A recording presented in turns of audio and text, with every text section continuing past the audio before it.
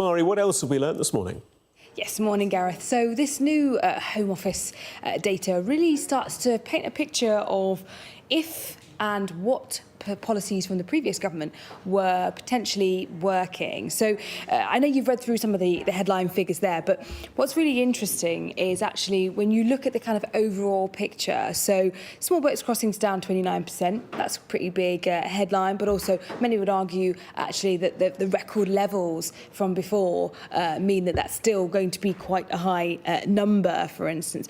But also, for instance, we've got study visas also down 13%. We've got work visas down 11%, and also quite importantly we've got the dependents of people who came over on study visas also down actually 81% for the first 6 months of this year.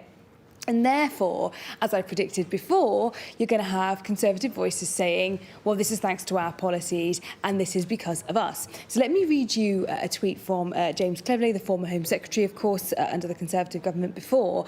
He said, "When I said I was going to cut immigration, I meant it. Visas down, small boats arrivals down, cut the backlog, cut the asylum grant rate. It's not about words, it's about delivery."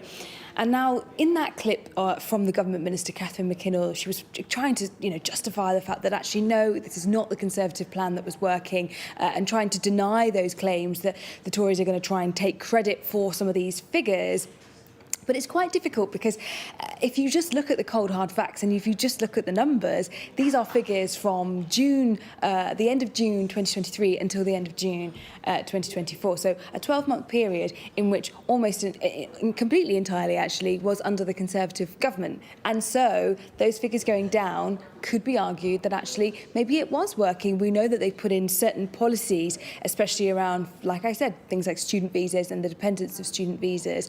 But also, interestingly, there's some figures around the enforcement of returns. So 48% increase in that. Now, that's quite a lot of kind of driven by 87% of those, actually, in fact, was about Albanian enforced returns because of, again, the previous government having a deal with Albania.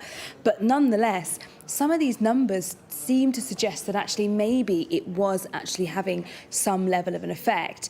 And to an extent, you could argue that Rishi Sunak might think to himself, maybe I should have gone in the autumn and not called a July election. Then he would have had a Bank of England interest rate. He would have had small boat crosses reducing, as well as also some other things that he could have potentially pointed to, for instance, economic growth as well. So I think Rishi Sunak might be sitting this morning thinking to himself, maybe that was a mistake.